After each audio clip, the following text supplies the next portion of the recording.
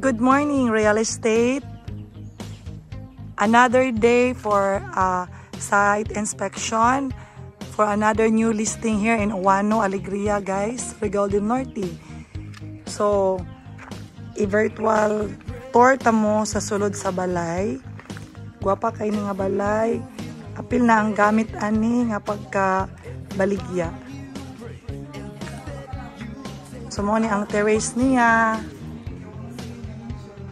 So, welcome to your dream home. So, mo ni ang ilang living area. So, apil ang gamit, guys, upon turn over to the lucky buyer. So, mo ni ang iyang dining area. So, na siya 4 bedrooms. 1, 2, 3, 4. And then, kana siya but and toilet. So, diri mo to dining area at the same time na siya pwede po siya mahimong living area at the same time dining area. And then here na siya diri ang ilang gwapa nga kitchen. So, apil na ang ref. Ma'am, apil including the ref. Oh, so tanan nga gamit diri nga makita ninyo, guys. Apil na siya. Except lang sa tanom ni nanay sa gawas. So na sila kitchen po diri, another kitchen. So grabe ka gwapa nga balay, guys. Dili kamahayan. Dako pag lot area. Nya aside sa main house, guys, napagod siya ipakapin nga mga house food sa likod. So mo ni ang setback diri sa gilid.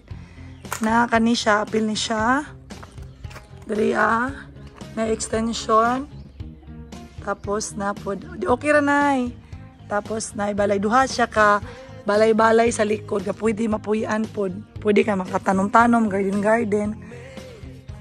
So kani tanan diri kanang kani mga tanom nga nasa gawas nga dili na mabitbit sa owner, i-appeal na ni siya sa sale kay para gamay na lay itanom og balik sa kanang buyer. Grabe ka nice nga bahay, guys. Kinsa kay makapalit ani, puyo na lang gid ang inyo ha, wala na mo stress pa. Nana pa ang gate pag gid niya is na kumpleto na gyud, kagwapa.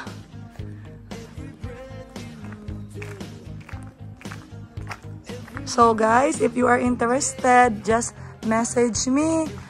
We are very willing to assist you and my team. Thank you for watching. Bye.